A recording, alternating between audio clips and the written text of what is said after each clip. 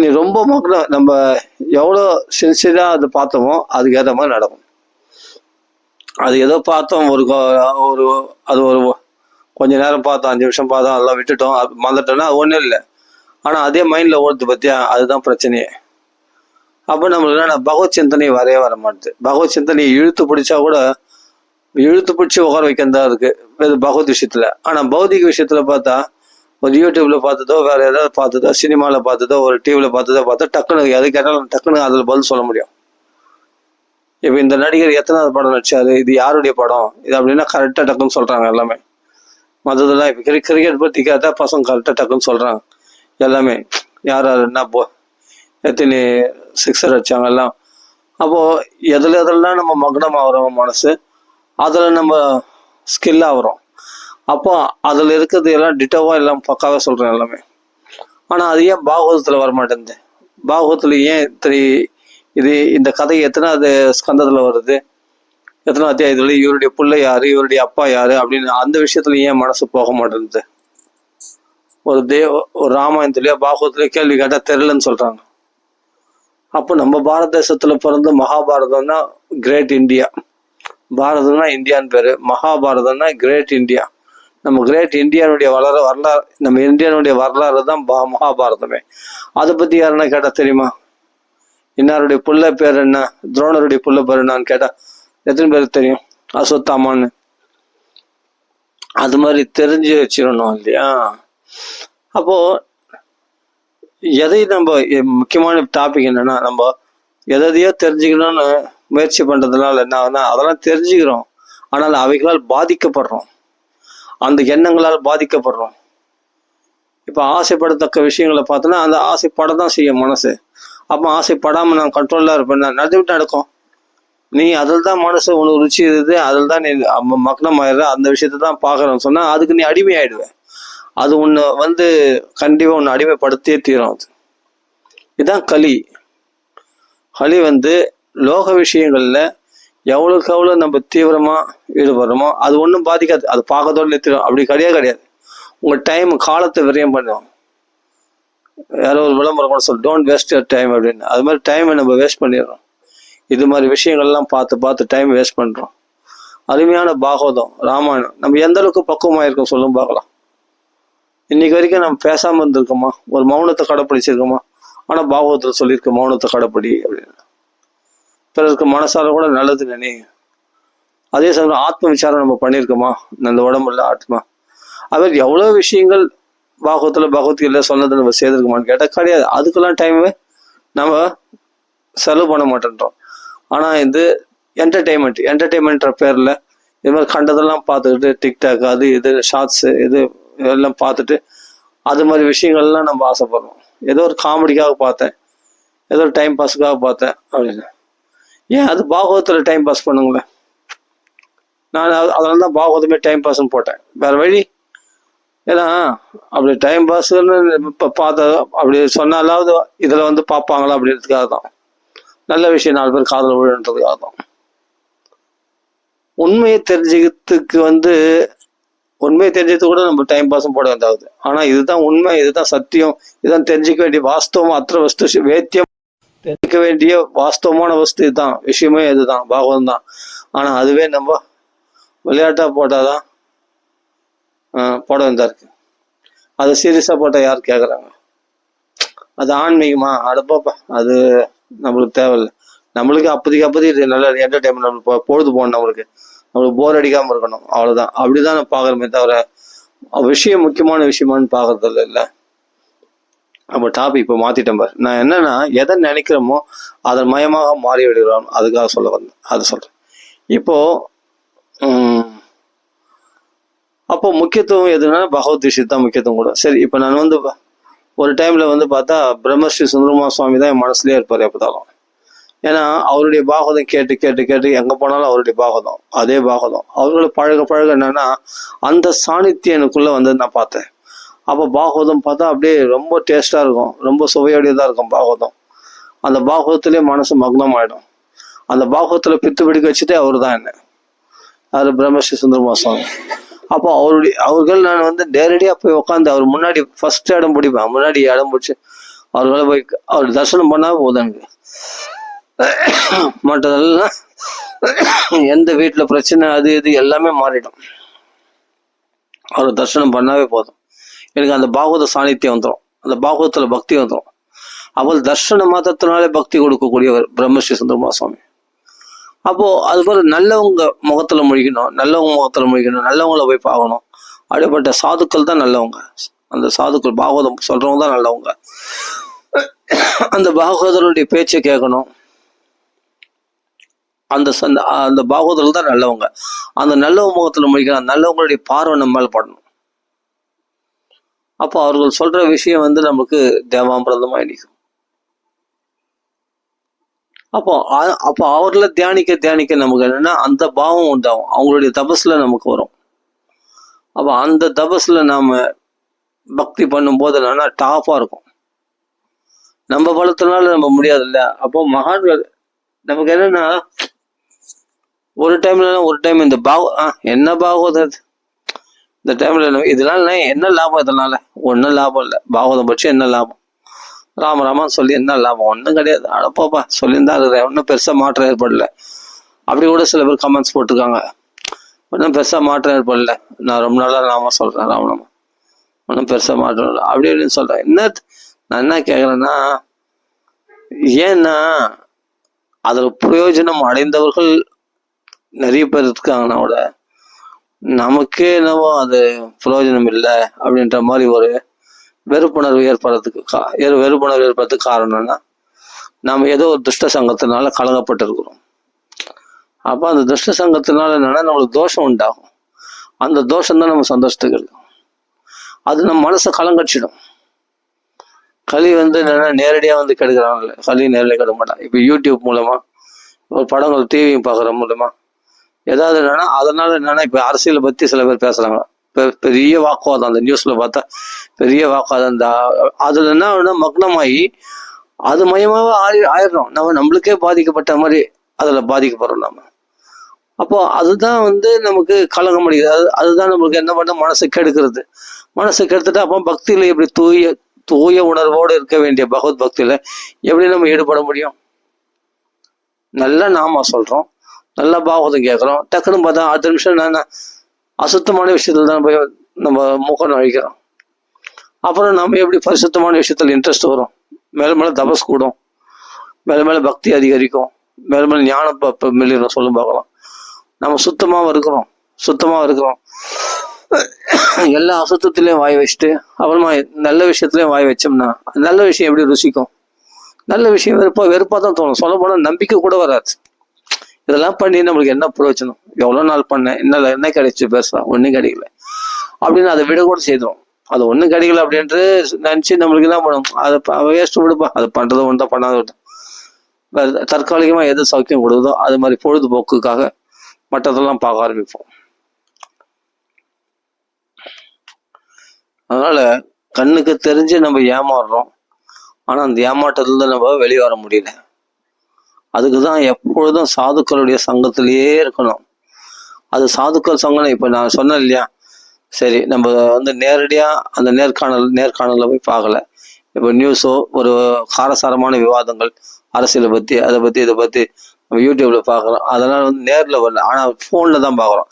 அந்த ஃபோன்ல பார்க்கறது நம்ம மனசு கெடுத்துறது, நம்ம மனசு விகாரம் உண்டாயுது, ஒரு கோபம் தாபம் எரிச்சல். அதெல்லாம் நம்ம வாழ்க்கையிலையும் வீட்டில் பார்த்தா பிரச்சனை வருது. ஏன் வருது?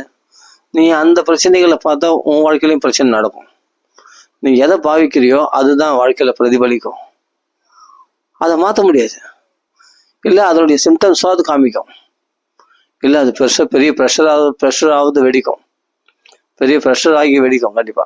அது நம்ம எத்தனையோ பேர் இதெல்லாம் நான் நேர்லயே பார்த்துருக்கேன், சொல்றேன். கொஞ்சம் நம்ம அதுக்கு மனசுல இடம் கொடுத்துட்டோம்னா அதனுடைய முடிவை காமிக்க அது வரைக்கும் அது ஓயாது. புரிஞ்சுக்கணும். அதனால என்ன பண்ணணும்னா நல்லவங்க அப்போ இதே யூடியூப்ல இது போல போன்ல நம்ம அது மாதிரி விஷயங்களை பார்த்தா தாக்குதுன்னு சொன்னா, அப்போ நல்ல விஷயத்துல இதே யூடியூப் நீ நேர்ல பிரம்மஸ்ரீ சுந்தரமா சுவாமி பிரம்மஸ்ரீ சுந்தரமா சுவாமியோ இல்லாட்டி ஸ்ரீ அண்ணாவே நேரில் போய் பார்க்கணும். நீ ஃபோன்லேயே பார்க்கலாமே. ஃபோனில் பார்த்தாவே அப்போ அந்த தாக்கங்கள் நமக்கு என்ன பண்ணும், நம்மளை பியூரிஃபை பண்ணிடும். இப்போ நேரில் ஸ்ரீ அண்ணா பார்க்கல, அண்ணா மறைஞ்சிட்டார், ஓகே. அண்ணா வைகுண்டத்துக்கு போயிட்டார், ஓகே.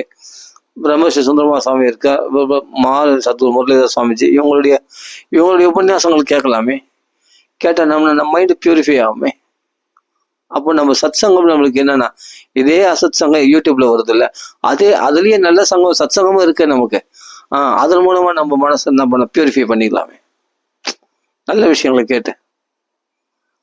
அப்போ இது வேணா, இது என்ன கேட்டாச்சு, அது வேணா, அது என்ன கேட்டாச்சு. ஏன்னா அந்த மகான்களை நம்ம மதிச்சோம்னா, கண்டிப்பா பிரம்மஸ்ரீ சுந்தரமா சுவாமி வாழ்க்கை மதிச்சோம்னா, அவர் சொல்றது எது வேணாலும் நம்ம எடுத்துப்போம். இது வேணா அது வேணாம் தள்ளவே மாட்டோம். அவர் எது சொன்னாலும் நம்ம எடுத்துப்போம்.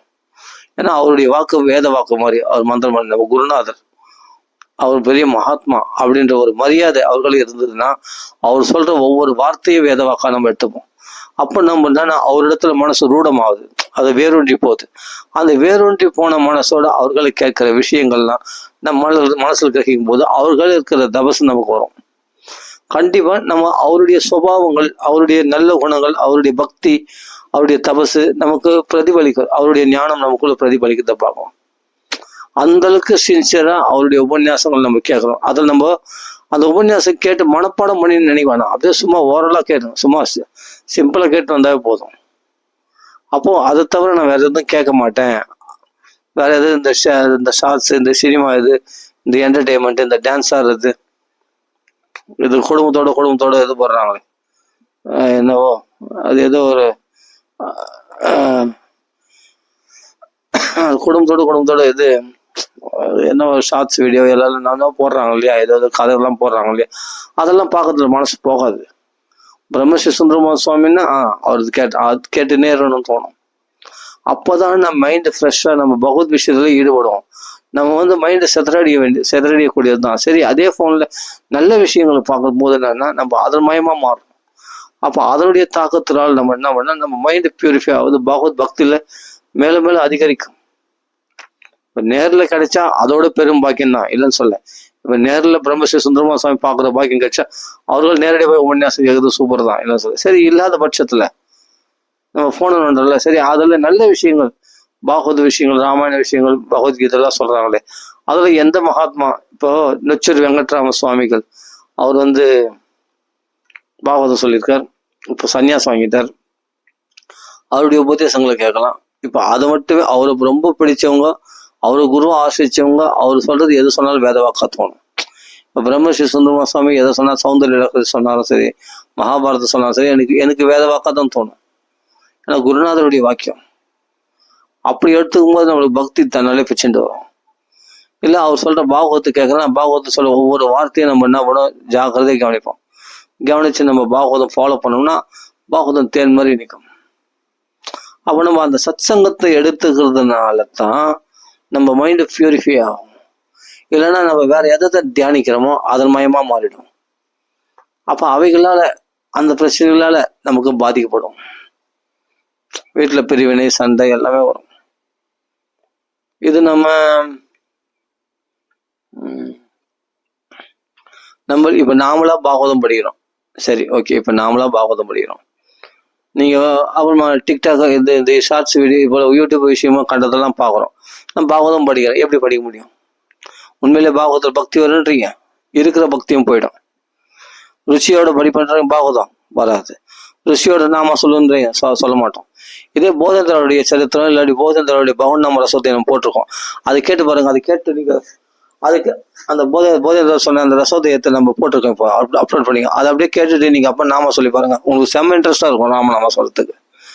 ராமநாம சொல்றதுக்கு செம்ம இன்ட்ரெஸ்டா இருக்கும். ஏன்னா போதேந்திரர் குருநாதருடைய அனுகிரகம் பூர்ணமா கிடைக்கும். அதுல நான் சொல்ல சிஷ்ய அண்ணா சொல்றாரு, பகவன் நாம ரசோதயம் படிச்சோம்னா குருநாதருடைய பகவன் போதேந்திரருடைய அனுகிரகம் பரிபூர்ணமா கிடைக்கும்.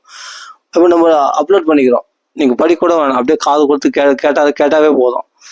அந்த 6 உல்லாசத்தையும் நம்ம அப்லோட் பண்ணிருக்கோம். அதோடய கேட்டுனே வந்தாலும் குருநாதருடைய ஸ்ரீ பகவன் நாம போதேந்திரால் தான் நம்ம குருநாதர் நாமத்துக்கு அப்படியேப்பட்ட 59 பீடாது காஞ்சி காமகோடி பீடத்துல 59வது பீடாதிபதி அவர்.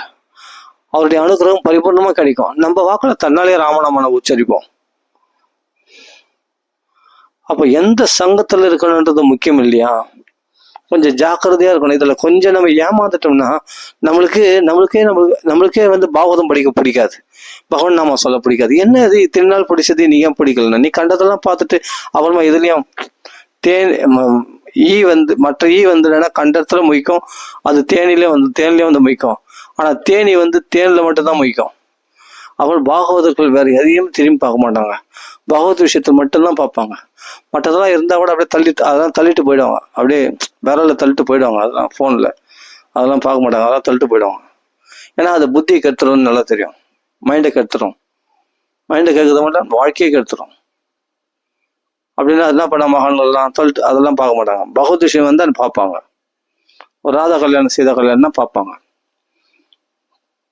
ஒரு உபன்யாசம்னா கேட்பாங்க. அதுவும் மெயினா குறிப்பிட்டு அவங்களுக்கு பிடிச்ச ஒரு குருநாதர் இருக்கானா அந்த குருநாதருடைய வாக்கியங்களையே சத்தே கேட்பாங்க. இதாங்க பக்த லட்சணங்களே, இதான் பக்த லட்சணமே. அப்ப அந்த சாணித்தியத்திலே இருக்கிறவங்கள யாராலும் அசைக்க முடியாது. ஒரு போன்ல கூட அந்த சாணித்தியம் எடுக்க முடியுமா? ஆமா, போனால உன் மனசு கெடுதுன்னும் போது ஏன் போனால உன் மனசு நல்லபடியா ஆகாது? அப்போ மற்ற விஷயங்கள் காரசார விவாதம் இதெல்லாம் கண்டதெல்லாம் கேட்கறதுனால மனசு கெடுதுன்னு சொன்னா, அதே போனால வந்து பகவத் விஷயங்களும் சொல்லியிருக்காங்களே, அதை பத்தி கேட்கும்போது ஏன் உன் மனசு மாறாது? அப்போ இது நடக்குதுன்னா கண்டிப்பா அதுவும் நடக்கும், கெட்டது நடக்குதுன்னா நல்லதும் நடக்கும் கண்டிப்பா. அப்ப நாம என்ன பண்ணணும்னா, நல்ல விஷயங்களை, நல்ல மகாத்மாக்களுடைய வார்த்தைகளை, ஸ்ரீ அண்ணாவது அருமையான விஷயங்கள் நிறைய சொல்லியிருக்காரு. அண்ணா வீடியோஸ் எக்கச்சக்கமா இருக்கு. அதெல்லாம் நம்ம போய் கேட்டோம்னா அந்த ஆடியோஸ்லாம் இல்லை ஆடியோவோ வீடியோவோ போட்டிருக்காங்க தனியாக, ஒரு ஸ்டில் மாதிரி வச்சு ஒரு ஆடியோ மட்டும் போட்டிருக்காங்க, இல்லை வீடியோவோட சேர்த்தும் போட்டிருக்காங்க. நம்ம எதை வேணாலும் கேட்கலாம். கேட்டுக்கிட்டே அழகாக பாகவத ராமாயணம் கேட்டு அப்படியே நம்ம ரசித்து கேட்டோம்னா அந்த சங்கத்திலே இருந்தோம்னா வேற எதையும் பார்க்கக்கூடாது. அப்படி இருந்துட்டோம்னா நம்ம மைண்டு நம்ம ஸ்ரீ அண்ணனுடைய அனுகிரகம் பரிபூர்ணமாக கிடைக்கும். பிரம்மஸ்ரீ சுந்தரமா சுவாமியுடைய அனுகிரகம் பரிபூர்ணமா கிடைக்கும். அப்புறம் மகான்களுடைய வாக்குல பாகவதம் கேட்கணும், ராமாயணம் கேட்கணும்.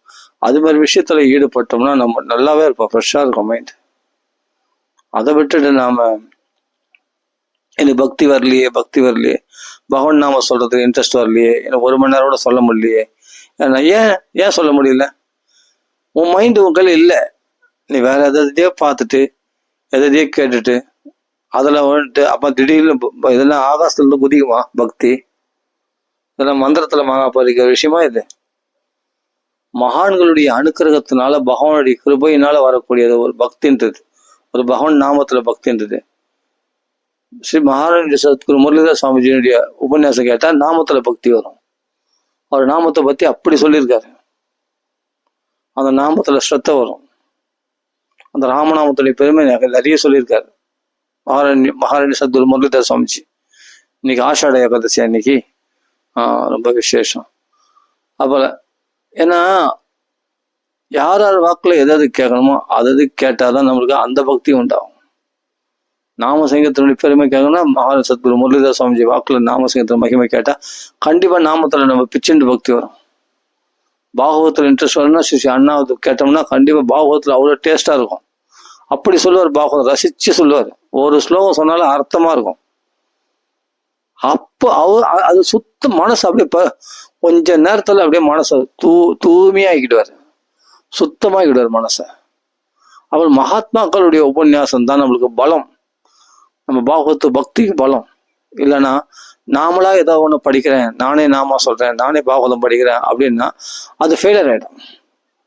ஏன்னா மனசு கண்டதுலயும் மனசு போகுது, பாகவத்துலயும் மனசு வருதுன்னா அது நினைச்சு நிக்காது, அதுல இன்ட்ரெஸ்ட் வராது. அப்ப மனசு கலனமான மனசை பரிசுத்தப்படுத்தினா நீ மகான்களுடைய தரிசனம் வேணும், மகான்களுடைய அனுகிரகம் வேணும். நான் இப்படிதான் இருப்பேன், என்ன வேணா பார்ப்பேன், நான் எதை வேணா செய்வேன், ஆனா நான் எனக்கு பக்தி வரணும் அப்படின்னா அது நடக்காது. எதுவுமே சங்கம் தான் கெடுக்கிறது, சங்கம் தான் வாழ வைக்கிறது. சத் சங்கம்ன்றது என்னன்னா நேரடியாக கொள்ளணும், நேரடியாக சத்சங்கத்தில் நம்ம ஃபோன் இப்போ ஒரு விதத்தில் பார்த்தா இந்த ஃபோன்லாம் வசதியாக போச்சு. நிறைய சத்சங்கம் எடுத்துக்கலாம். நீ என்ன வேணும், எந்த புராணம் வேணும், எல்லா புராணமும் சொல்லியிருக்காங்க. எல்லா புராணங்களும் சொல்லியிருக்காங்க. பார்த்தா பாகவத் இது யூடியூப்ல பார்த்தா எல்லா புராணங்களும் வருது. உனக்கு எதை கேட்கணுமோ எல்லாம் கேட்கலாம். நமக்கு என்னன்னா அதுக்காக ரொம்ப கேட்டு புத்தி குழப்பிக்க கூடாது. எதனா ஒன்று பாகவத வழியிலேயே போயிடணும். அந்த பாகவத்தை மட்டும் கேட்கணும்னா ஸ்ரீ அண்ணா வாக்களை கேட்கலாம், பிரம்மஸ்ரீ சுந்தரமாசாமி வாக்களை கேட்கலாம். உங்களுக்கு எது பிடிச்சிக்குதோ அதை கேட்டேன்னா மனசு பியூரிஃபையா இருக்கும், சுத்தமா இருக்கும். பக்தி தன்னாலேயே கிருஷ்ண இடத்துல பக்தி வரும். அப்போ ராமாயணம் கேட்டா ராமாயணம் மனசு சூப்பரா இருக்கும். ஸ்ரீ அண்ணாவே ராமாயணம் சொல்லியிருக்காரு. அது கேட்டோம்னா மனசு பியூர். பிரம்மஸ்ரீ சுந்தரமாசாமி 100 நாளைக்கு மேல சொல்லியிருக்காரு ராமாயணம். அதெல்லாம் கேட்டோம்னா நம்ம கண்டிப்பா பிரம்மஸ்ரீ சுந்தரமாசாமின்னு போட்டாவே, ராமாயணம் போட்டாவே அப்படியே வந்துட்டு 100 நாளைக்கு மேல ராமாயணம் சொல்லியிருக்காரு. அதெல்லாம் கேட்டாவே போதும், நம்ம பியூரிஃபை ஆயிடும். அது அப்படியே அது வீடியோடு போட்டிருக்காரு ராமாயணம், பாகவதமா அப்படி போட்டிருக்காரு 100 நாளைக்கு மேல. அதெல்லாம் கேட்டோம்னா நம்மள பக்தி தன்னாலே வச்சுட்டு வரும். அது நமக்கு எதுவும் தெரியாது, தீனத்துவ பாவனா. நமக்கு எல்லாம் தெரியும். நான் என்ன கேட்டேன் இவர்களை இந்த பாகவதம், என்ன கேட்டேன் இந்த ராமாயணம், என்ன புதுசா கேட்கறேன்னா அப்படின்னு அந்த அலட்சிய புத்தி வரக்கூடாது. அந்த அலட்சிய புத்தி வந்தாவே நம்ம பக்திக்கு ஹானி உண்டாயிருச்சுன்னு அர்த்தம். அது ஒவ்வொரு தடவை கேட்கும் போது ஆஹா அது உயர்ந்த விஷயமாச்சு, அது உயர்ந்த விஷயமா வந்து அது ஆமோதிச்சு அதுக்கு ஆர்வத்தோடு கேட்கணும், அதுல பிரியப்பட்டு கேட்கணும்.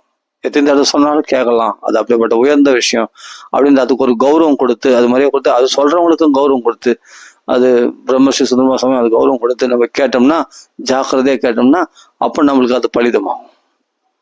அப்போ நம்மளுக்கு அது ரொம்ப ருச்சி உண்டாகும் பகவத் பக்தியில. அதாவது பக்திக்கு வேஷம் போட்டா கூட பரவாயில்ல, அது எப்படியாவது உனக்கு நிஜமாக்கிடும், அது உண்மையான பக்தி உண்டாக்கிடும் சொல்லுவாங்க மகான்கள். அப்போ வேஷம் போட்ட போதனைக்கு கூட மோட்சம் கொடுத்தான் பகவான். அது மாதிரி நம்ம வேஷத்துக்காக பக்தி பண்ணா கூட அது நிச்சயமாயிடும். உண்மையான பக்திக்கு உனக்கு அது வெத்திடும். உண்மையான பக்திக்கு அது கொண்டு போய் உன்னை உட்கார வச்சிடும். அதனால யாரு அங்க சண்டை நடக்குது, இங்க சண்டை நடக்குது, அந்த பிரச்சனை இந்த பிரச்சனை, இதெல்லாம் நம்மளுக்கு தேவையில்லாத விஷயம். தேவையில்லாத ஆயிரக்கால சந்தி சகா கிரகேஷு கிரகமேதினாம். இல்லறத்துல புத்தி உடையவனாகிய, கிராமிய சுகங்கள்ல கிராமிய விஷயங்கள்ல உலக விஷயங்கள்ல புத்தி உடையவனாகிய இவன், அவன் கிரகம்னா பந்தப்படக்கூடிய விஷயங்கள்ல புத்தி உடையவனாகிய இவனுக்கு சகா ஆயிரக்கணக்கான விஷயங்கள்ல புத்தி போயின்னு இருக்கிற போது இவனுக்கு எப்படி பாகவத்துல ஒருமுகப்படும்? அதனால கண்டிப்பா ரொம்ப ஸ்ட்ரிக்டா இருக்கணும் அந்த விஷயத்துல. ரொம்ப ஸ்ட்ரிக்டா அதை தவிர்த்தாதான், இது மாதிரி விஷயங்கள்லாம் தவிர்த்தாதான் நம்ம பகவத் விஷயத்துல இன்ட்ரெஸ்டா ஈடுபட முடியும். இல்லைன்னா சான்ஸே கிடையாது. ஓட்டக்குடத்துல தண்ணி ஊத்துற மாதிரிதான். ஓட்டக்குடத்துல நீர் வார்த்தனா அப்ப ஒரு பக்கம் ஒழுகின்றே இருக்கும், ஒரு பக்கம் தண்ணீர் நிரப்பின்றே இருப்பேன். அது ஏதாவது புரோஜனம் உண்டா? புரோஜனம் இல்லை. நீ பாட்டு பாகவதம் படிச்சிருப்பா, அடுத்த நிமிஷம் நீ மற்ற கண்ட கசமாலத்தையும் பார்ப்போம். அப்ப ஏதாவது புரோஜனம் உண்டா? புரோஜனம் இல்லை. நம்ம பக்திக்கு நாமளே ஹானி உண்டாக்கிக்கிறோம். இதெல்லாம் ஒரு குருநாதர் இருந்தா, ஒரு குரு பாதுகாப்புல, ஒரு குருடைய குருகுலத்துல, ஒரு குருனுடைய பாதுகாப்புல, ஒரு சத் சங்கத்துல அதுலயே இருந்தாதான், அந்த கரண்ட்லயே இருந்தாதான் நம்ம நல்ல வைப்ரேஷன், நல்ல சாநித்தியமா இருக்கும். அப்படியே ஆர்வம் சுவாது பதே நான் கேட்குறேன், உண்மையிலேயே பாகவதம் படிக்கும்போது நம்மளுக்கு சுவாது பதே நறுது, பதத்துக்கு தேன் மாதிரி தித்திக்குதே இல்லையே. ஆனா பார்த்தா சூதர் சொல்ற கதையில பார்த்தா சவுனகாதி மகர்ஷிகள் நீங்க சொல்ற வயம் துணை வித்ருப்பியாம உத்தம ஸ்லோக விக்ரமே சுன்வதம் ரசக்ஞானம் சுவாது பதே நாங்க திருப்தி அடியில கேட்டது போதும் தொல்ல பகவத் குணங்களை எவ்வளவு கேட்டாலும் இன்னும் கேட்கணும் போல. 17 புராணங்களையும் சூதர் சொல்லியிருக்காரு, அவ்வளவு கேட்டதும் போதலையா. 18வது புராணம் பாகவதம் பாகவத்தை சொல்ல போறாரு சூதரு. அப்ப ஏற்கனவே 17 புராணம் கேட்டா, அவ்வளவு புராணம் கேட்ட போதுமாச்சு, என்ன போதாதான். அத்தனை விஷயங்களையும் கேட்டும் போதலையா அவங்களுக்கு. ஏன்னா அத்தனையும் பகவத் குணங்களை பத்தி சொல்லியிருக்காரு அப்படின்னா, அப்போ சுவாது பதே பதத்துக்கு தித்திப்பா இருக்கு. அந்த ஆர்வம் வரணும். அந்த சவுனகாதி மகர்ஷிகள் எந்த மனப்பான்மையோடு கேட்டிருக்காங்க, எந்த மனப்பாட கேட்டிருந்தா சுவாது பதத்து தித்திப்பா இருக்குன்னு கேட்டிருப்பாங்க. அந்த அது மாதிரி நம்மளுக்கு பாகவதம் இனிதா, பதத்து பாகவதம் நம்மளுக்கு திதிதா, அப்ப நீ பர்ஃபெக்ட், நீ பக்தியில நம்பர் 1 ஆயிட்டப்போ. ஆனா சவுனகாதி மகர்ஷி நம்மளுக்கு ஒன்றும் படிச்சா நம்மளோட பதத்து தித்தி வர்ற மாதிரி தெரியலையே, ஏதோ பாராயணம் பண்ணி போல ஒன்னொன்னு புரியுது ஒன்னொன்னு புரியல அதே. ஆனா சவுனகாதி மகர்ஷிகளுக்கு பார்த்தா ஒவ்வொரு வார்த்தையும் சூதர் சொல்லக்கூடிய ஒவ்வொரு வார்த்தையும் தித்திப்பாரு தான். சுவாது பதே. ஏன்னா ரசஞானம், அந்த ரச ஞானம் உடையவர்கள் அவர்கள்லாம். சுண்பதாம், காதல் கேட்கும் பொழுதே அவ்வளவு சுவையுடையதா இருக்குது பாகவத்துல ஸ்லோகங்கள்லாம், பகவத் குணங்கள்லாம், அந்த கதைகள்லாம்.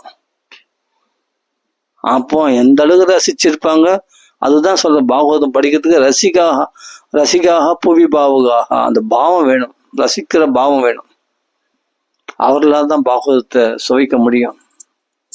ரசிப்பு பாவமே இல்லைன்னா பிரயோஜனம் இல்லை. நானும் புஸ்தகம் படிக்கிறேன் பக்தியா வர மாட்டேங்குது. எப்படி வரும் பக்தி? ஏதோ ஒரு ப்ரொசீஜர் இருக்கு இல்லையா? நமக்குள்ள இருக்கிற நம்ம ஒரு சமயத்துல யோசிக்கணும். என்னன்னா நம்ம மனசு இப்ப எதில் ஈடுபடுது? பாகவத்தில் ஈடுபடுதா, லோக விஷயத்துல ஈடுபடுதா? நம்ம ஏன் இப்படி இருக்கிறோம்? ஏன் பக்தியில முன்னேற்றம் அடைய மாட்டோம்? நம்ம ஏன் நாம நிறைய சொல்ல முடியல? ஏன் பாகவதம் படிக்க முடியல? ஏன் பாகவதம் படிக்க விட மாட்டேன்றது? நம்ம என்ன தப்பு பண்ணோம்? நமக்குள்ள என்ன குறை? ஒரு நிமிஷம் யோசிச்சு பார்த்தா அதுக்கு விடை கட்சிடும். அந்த விடையை தெரிஞ்சோடனே அதை நம்ம திருத்திக்க பார்ப்போம். நாம திருத்திக்கிட்டு அதெல்லாம் நீக்கிடுவோம். இந்த மனப்பான்மை தான். ஓஹோ, பிற இடத்துல துவேஷம் பாராட்டக்கூடாது. துவேஷம் பாராட்டினா பகவத்துல பக்தி வராது. சரி, அப்போ துவேஷம் பாராட்டக்கூடாது. அவங்க வேலையை பார்க்குறோம், நம்ம வேலையை பார்க்குறோம். அவங்களுக்கு நம்ம ஏன் துவேஷம் பாராட்டணும்? எல்லாருமே நல்லா இருக்கட்டும் அப்படின்னு நினச்சிக்கும். அப்படியே மனசுல, அப்போ நமக்குள்ள மனசுல பட்டுதல் இல்லாம மனசளவுலாவது நம்ம பட்டுதல் இல்லையா? அப்போ ஒவ்வொரு விஷயத்தையும் நமக்குள்ள இருக்கிற இந்த திருத்த மாற்றங்கள் நாமே மாத்திக்கும் போது ஆட்டோமேட்டிக்கா பகவத் பக்தி உண்டாகும். அப்போ மனசுல கலங்கள் இப்போ ஒரு கிணறு இருக்கு, துண்டு போயிருக்குன்னா அதனுடைய சேறு கல் எல்லாத்தையும் நீக்கிட்டா தன்னாலேயே உள்ள தண்ணீர் ஊற்று சுரக்க போகுது. அது மாதிரி நமக்குள்ள இருக்கிற இந்த கலங்கள்லாம் நீக்கிட்டா நம்ம ஹிருதயத்துல பக்தி ஏற்கனவே இருக்குது, உள்ள இருக்குது கிருஷ்ண உணர்வு, அந்த ஆத்ம உணர்வானது தட்டி எழுப்பப்பட போகிறது. ஆட்டோமேட்டிக்கா பாகவத்துல பக்தி வரப்போகுது. கிருஷ்ண உணர்வு நமக்குள்ள இருக்குது, தூங்கின்னு இருக்கு. அது தூங்க வச்சது நம்ம தான். அது தட்டி எழுப்புறது தான். நம்ம என்ன பண்ணோம்? நமக்குள்ள இருக்கிற தீங்குகள்லாம் பகவத் பக்திக்கு தடையா இருக்கக்கூடிய, பிரதிகூலமா இருக்கக்கூடிய, பக்திக்கு எதிர்மறையா இருக்கக்கூடிய விஷயங்கள் எல்லாம் எடுத்து போட்டு, நான் இனிமேல் இப்படி நினைக்க மாட்டேன், இதை செய்ய மாட்டேன், அதை செய்ய மாட்டேன், நான் இந்த பௌதிக விஷயமா இந்த பண விஷயத்துல ஆசைப்பட மாட்டேன். நான் கிருஷ்ணனுக்கு மட்டும், கிருஷ்ணன் மேல மட்டும்தான் எனக்கு ஆசை உண்டாகும். ராமன் மேல மட்டும்தான் எனக்கு ஆசை உண்டாகும். ராம நாமத்துல தான் எனக்கு ஆசை உண்டாகும். பகவத் கிருஷ்ண பக்தியில, கிருஷ்ண கதையில தான் எனக்கு ஆசை உண்டாகும். இதெல்லாம் எனக்கு ஆசை உண்டாகாது, நான் இதுல ஆசைப்பட மாட்டேன் அப்படின்னு ஒரு வைராக்கியமா இதெல்லாம் நம்ம திருத்திக்கிட்டோம்னா, நமக்குள்ள இந்த பக்குவம் அடைஞ்சிட்டோம்னா, அதுக்கு பிறகு பகவான் உனக்கு தான் சொந்தம், வேற யாரும் சொந்தம். நான் என்ன சொல்றேன்னா, ஏதோ ஒரு பாகவத பிரச்சாரம் பண்ணிருக்கலாம், அதனால கூட பகவத் பக்தி வராம இருக்கலாம். அது தெரிஞ்சா கண்டிப்பா அந்த பாகவதத்தை போய் மன்னிப்பு கேட்டு அவருடைய ஆசீர்வாதத்துல மறுபடியும் பாகவதம் படிக்கலாம். தெரியாத பட்சத்துல என்னன்னா, அப்ப நம்ம மனசுல என்னென்ன தடங்கள் இருக்குதோ அந்த தடங்கள் எல்லாம் பக்திக்கு அதெல்லாம் எடுத்து போட்டு சுதந்திரமா பக்தி பண்ணணும். எதுவுமே ஒரே நாள் அடைஞ்சிட முடியாது, படிப்படியா தான் வரும். இப்ப என்னன்னா, ஐயோ நம்ம பக்தி வரலையே, நம்ம இப்படி பண்ணணும் அப்படி பண்ணணும், அதெல்லாம் இல்லை. நம்மளுக்கு என்ன வருதோ அதை படி. இப்போ அனுபவிக்கணும்னு நினைச்சா, இப்ப எனக்கு என்னன்னா, ஐயோ நம்மளுக்கு இப்போ 4வது ஸ்கந்தம் இருக்குது, 4வது ஸ்கந்தம் எனக்கு தெரியலையே, 5வது ஸ்கந்தம் எனக்கு தெரியலையே அப்படின்னு நான் விட்டுட்டேன்னா, எனக்கு தெரிஞ்சது எனக்கு சரி 4வது ஸ்கந்தம் தெரியல, இப்போ 3வது ஸ்கந்தம் வரையும் தெரியும்ல, சரி 3வது ஸ்கந்தம் கூட தெரியாதுப்பா, முதல் ஸ்கந்தம் தெரியும் இல்லையா? அந்த முதல் ஸ்கந்தத்துல பாகவதத்துல முதல் ஸ்கந்தத்துல நிறைய விஷயம், குந்தி ஸ்துதி, பீஷ்மஸ்துதி, அருமையான விஷயங்கள்லாம் நிறைய இருக்கு. பரிசுத்தனுடைய அவதாரம், அருமையான விஷயங்கள்லாம் இருக்கு. சவுனகாதி மகர்ஷி கேள்விகளே அருமையா இருக்கு. சுகாச்சாரிய பெருமைகளே அருமையா இருக்கு. அப்ப நான் கேட்டு அனுபவிக்கக்கூடிய விஷயங்கள் முதல் ஸ்கந்தத்திலே நிறைய இருந்தது. அப்போ கிடைச்சதுல நமக்கு என்ன புரியுதோ, எந்த விஷயம் தான் அந்த ஒரு ஸ்லோகமே மனசுல ஓடினே இருந்தா அதுவே பக்தி உண்டாகிடும். அந்த நிதான புத்தி, அந்த பொறுமையா அந்த அனுபவிக்கிற புத்தி நமக்கும் இன்னும் வரல. நமக்கு தெரிஞ்ச விஷயத்தெல்லாம் விட்டுறோம், தெரியாத விஷயத்த தான் நம்ம ஆராய்ச்சி பண்றோம். ஐயோ அது தெரியாது இது தெரியாது, அட பாப்பா பாகவதமே நம்மளுக்கு வரல, பாகவதமே நம்மளுக்கு புரியல, அவ எதுக்கு பாகவதம் படிக்கிறது, நிறைய விஷயம் தெரியாத விஷயம் தான். தெரியாத விஷயத்த விடுப்பா, தெரிஞ்ச விஷயத்த நீ அனுபவியப்பா. உனக்கு தெரிஞ்ச ஸ்லோகத்தை நீ திருப்பி திருப்பி சொல்லி அனுபவியன். அது மந்திரங்களான்னு நீ, அது மந்திரங்கள் தான் உண்மையிலே. மந்திரமூர்த்தியும் அமூர்த்திகம், அந்த மந்திர ரூபத்துல தான் பகவான் இருக்கானா, வேற ரூபம் பகவானுக்கு கிடையாது. பாகவத்திலே சொல்லு மந்திரமூர்த்தியும் அமூர்த்திகம் அப்படின்னு. பாகவத்துல ஸ்லோகங்கள்லாம் மந்திரங்கள் தான். அந்த ஸ்லோக வடிவத்தில் தான் தேனே வாங்மயி மூர்த்தி, அந்த ஸ்லோக வடிவத்தில் தான் பகவானே இருக்கிறான். பிரத்யக்ஷ ராதாகிருஷ்ணனா இருக்கிறான் பகவான் ஸ்லோக வடிவத்தில். அந்த ஸ்லோகங்களை படிக்கும் போது பகவத் பக்தி உனக்கு வரணும் கண்டிப்பா. அரை ஸ்லோகம் 1/4 ஸ்லோகம் படிச்சாலும் பக்தி வந்துருமா. இதே பாகவத மகாத்மியம் சொல்லியிருக்கு. அப்ப நம்மளுக்கு ஏன் வரல? அப்ப நம்ம மனசுல ஏதோ கலகம் இருக்கு, ஏதோ தடைகள் இருக்கு. அந்த தடைகள்லாம் தூக்கி போடணும் ஃபர்ஸ்ட். அப்ப மனசு ஃப்ரெஷ்ஷா வச்சு இனிமேல் மற்ற பௌதிக விஷயத்த முக்கியத்துவம் கொடுக்க மாட்டேன்.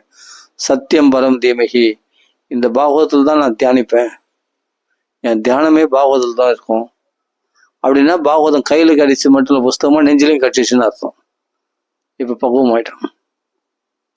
இப்ப கிருஷ்ண பக்தி அனுபவிக்கணும்னா தாராளமா அனுபவிப்பேன்.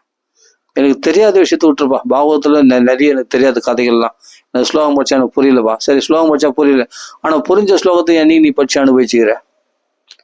புரிஞ்ச ஸ்லோகத்தை அனுபவிக்கலாமே. அதுலயே பார்த்தா ஏதோ 50 ஸ்லோகம் எப்படின்னு நம்மளுக்கு தெரியும். பாகவதத்துல 50 ஸ்லோகம் பெரிய விஷயம். ஒரு ஸ்லோகமே உனக்கு ஒரு நாள் பூரா பக்தி வளர்க்கறதுக்கு அது போதுமானது. இப்ப கிருஷ்ணாய வாசுதேவாய தேவகி நந்தனாயச்ச நந்த கோபகுமாராய் கோவிந்தாய் நம்ம கிருஷ்ணாயனா என்ன நம்ம கேள்விப்பட்டிருப்போம், நம்ம தெரிஞ்சு வச்சிருப்போம். கிருஷ்ணனா கருப்பு நிறம், பகவான் சியாமல வர்ணன். அந்த கிருஷ்ணான்ற நாமத்தை சொல்ல ரொம்ப விசேஷம். கிருஷி தாது என்ன அப்படின்னு ஆனந்தத்தை விருத்தி செய்பவன். கிருஷ்ணானா பாபத்தை போகுபவன். கிருஷ்ணானா பரபிரம்மன் அர்த்தம். கிருஷ்ணானா எல்லாரையும் ஆகர்ஷிக்கக்கூடியவன் அப்படின்னு பல அர்த்தங்கள் இருக்காது. அப்படி தியானம் பண்ணா பதம் பதமா திட்டிப்பா இருக்கும். கிருஷ்ணாய வாசுதேவாய, வாசனாத் வாசுதேவஸ்ய வாசிதந்தே ஜெகத்ரயம், எல்லாத்துலயும் வாசம் பண்றவன் தான் வாசுதேவன், வசுதேவர் புத்திரர் தான் வாசுதேவன். இப்படி எல்லாத்துலயும் வாசம் பண்றதால வாசுதேவன். அது மட்டும் இல்லை, எல்லாத்துக்குள்ள ஊடி இருக்கிறது தான் வாசுதேவன்.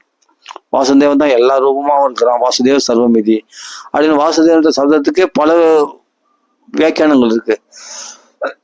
அப்போ கிருஷ்ணாய வாசுதேவாயின்னு ஒரு ஸ்லோகம் தான். அந்த ஒரு ஸ்லோகத்துக்குள்ள இந்த ஒவ்வொரு வார்த்தையை நம்ம அனுபவிக்கலாம். அப்போ சுவாது பதே பதத்து திட்டிப்பா இருக்கும். இப்படி நம்ம வியாக்கியானம் பண்ணா வாசுதேவ சப்தத்துக்கு இவ்வளவு அர்த்தங்கள் இருக்கான்னு நம்ம பார்த்தோம்னா அது எங்கேயோ போயிடும். அதுதான் நிறைய சிரவணம் பண்ணணும். கிருஷ்ணாய கிருஷ்ணாய வாசுதேவாய தேவகி நந்தனாயச்ச. தேவகி இங்க பாருங்க, ஒருத்தி மகனாய் பிறந்து ஒருத்தி மகனாய் ஒளித்து வளர்ந்து, அதாவது பிறந்ததுனாவ தேவிக்கு வைத்தல் தான். ஆனா பார்த்தா யசோதை தான் அந்த பாக்கியம், குழந்தை பாக்கியம், மாநில சொல்லலாம் கேட்டு அனுபவிக்கிற பாக்கியம் யசோதைக்கு தான் கிடைச்சது. அதுதான் அவதான் திருட்டு கண்ணல் இல்லைன்னா அந்த தொல்லை இன்பத்தின் இறுதி கண்டவள் அவள் தான். ஆனா தேவிக்கு கிடைக்கல. ஆனா தேவிக்கு நந்தனாய் ஆச்சன் அப்படின்னா இப்ப வசுதேவருடைய புத்திரன்னு சொல்லிட்டாரு வாசுதேவன். அடுத்தது தேவிக்கு நந்தனாய் ஆச்சு அப்படின்னு. அப்ப தேவிக்கு மகனாக பிறந்தார் அப்படின் போது துவாரகாலையில ஞாபகம் வரணும். தேவிக்கு மகனா 10 வயசுக்கு மேலதான் போனார். அங்க என்னென்ன பண்ணார், தேவிக்கு கூட சேர்ந்து தேவிக்கு அந்த செத்த குழந்தைகளை 6 குழந்தைகளை மீட்டு கொண்டு வந்து கொடுத்தாரு இல்லையா. அப்போ ஸ்தன்யம் பண்றது அந்த குழந்தைங்க இல்லையா, கிருஷ்ணன் சாப்பிட்டு உச்சிஷ்டத்தை. அப்போ அதை பார்க்கணும். அப்போ தேவிக்கு நந்தனா என்னென்ன பண்ணா அப்படின்னு பார்க்கும்போது நமக்கு பல ஞாபகங்கள் வரும். அப்படின்னா அந்த ஒரு ஸ்லோகம் ஒரு வார்த்தைக்கு வந்து பல வியாக்கியானங்கள் நம்மளுக்குள்ள உண்டாகும். அப்போ அந்த ஒரு ஸ்லோகமே நம்மளுக்கு பகவத் தியானத்துல மக்னம் ஆகிடும். கிருஷ்ணாயன்றதுக்கு பல அர்த்தங்கள் சொன்னேன். கிருஷ்ணாய் வாசுதேவன் எல்லாத்துலயும் வாசம் பண்ணக்கூடியவன் தான் வாசுதேவன். ஜெகத்ரி 3 லோகத்திலையும் அவனை தவிர உலகத்துல 2வது வஸ்து கிடையாது. அப்படியேப்பட்ட வாசுதேவன். அதே சமயத்துல அடுத்தது நான் சொல்றாரு வாசுதேவன் தேவகி நந்தன் ஆயிடுச்சு. தேவகி நந்தன்னா கிருஷ்ணன் யாரு, துவாரகாதீசன் ஆகி கிருஷ்ணன். அப்போ தேவகி நந்தனா இருக்காரு. பிருந்தாவனத்துல இருக்க கிருஷ்ணன் வந்து யசோதநந்தனா இருந்தார். இப்ப தேவகி நந்த வாசுதேவனா இருக்கிறான், வாசுதேவ புத்திரனா இருக்கிறான் அப்படின்னா அந்த லீலைகளை ஸ்மரணம் பண்ற ஒரு பாக்கியம் கிடைக்குது நமக்கு அந்த நாமத்தை சொல்லும் போது.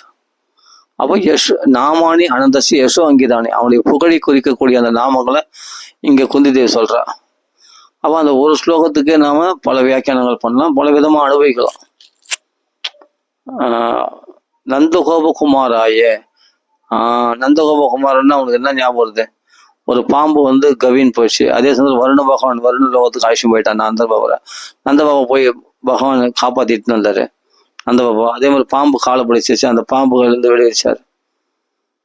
அது மாதிரி எத்தனையோ விஷயம் நந்தகோபர் தந்தையா அழைக்கிற பாக்கியம் பெற்றவர் நந்தகோபர்னா எவ்வளவு விஷயம் இருக்குது. அப்ப நந்தகோப குமாராயன்னு சொல்லும்போது அது ரொம்ப சந்தோஷமா இருக்கு. அப்போ அந்த பிருந்தாவனமே ஞாபகத்துக்கு வந்துடணும். நந்தபாபா எத்தனை நாள் தூக்கி வச்சு கொஞ்சிருப்பாரு அந்த கிருஷ்ணனை தன் பிள்ளையா நினைச்சு.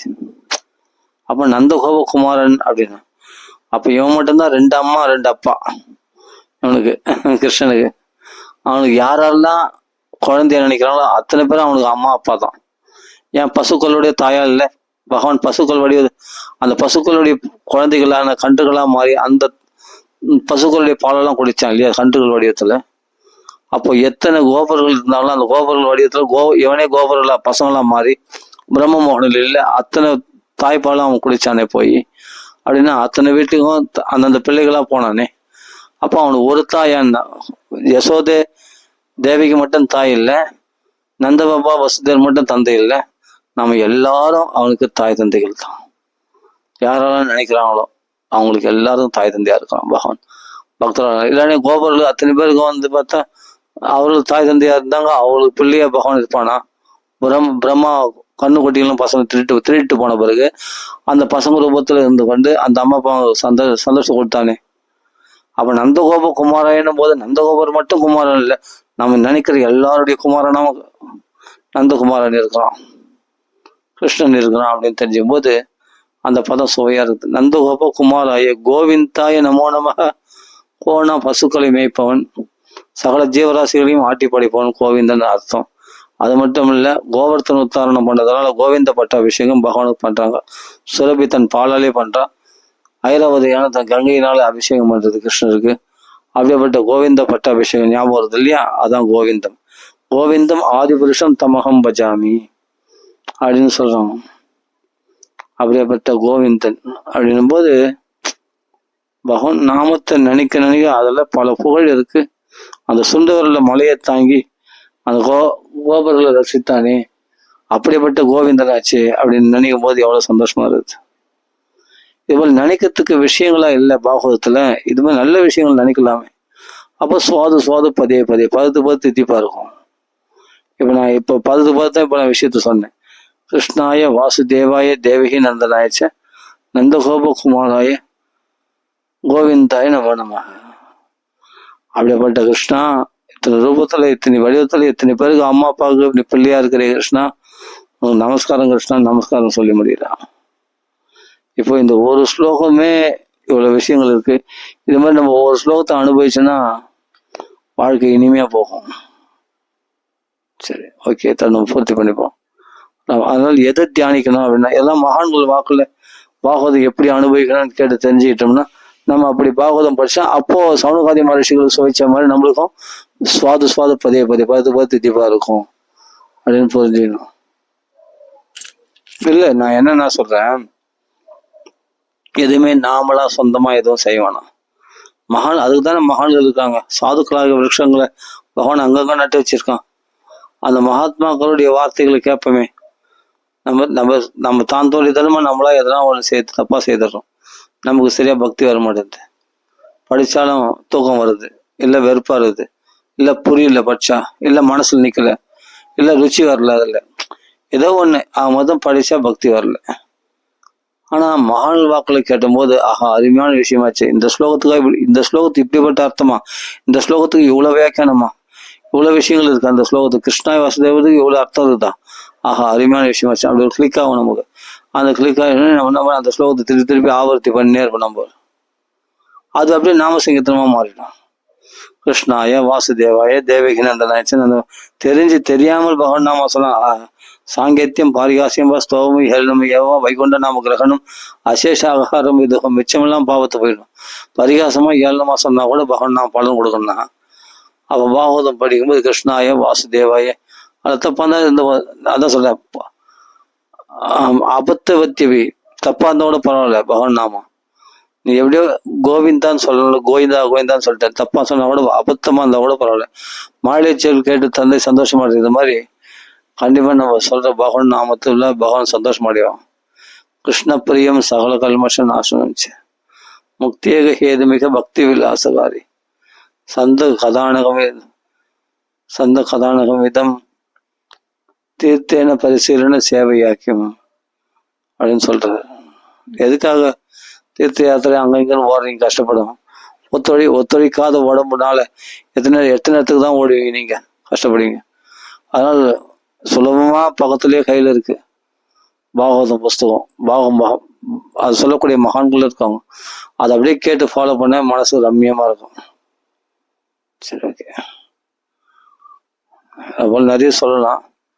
அதனால தேவையில்லாத இந்த யூடியூப் பார்க்கறது, இது பண்ணுறது, தேவையில்லாத இந்த டிவி பார்க்கறது, சீரியல் பார்க்கறது எல்லாம் தவிர்த்துட்டு பாகவத விஷயத்திலேயே பாகவதர்கள் சொல்லக்கூடிய மகான்கள் முகத்தை பார்க்கணும், அதில் வாக்குகளை கேட்கணும். அதுதான் நம்மளை பியூரிஃபை பண்ணும். மற்றதெல்லாம் இம்பியூரிஃபை, நம்மளை எப்படி இருந்தாலும் கெடுத்துடும்.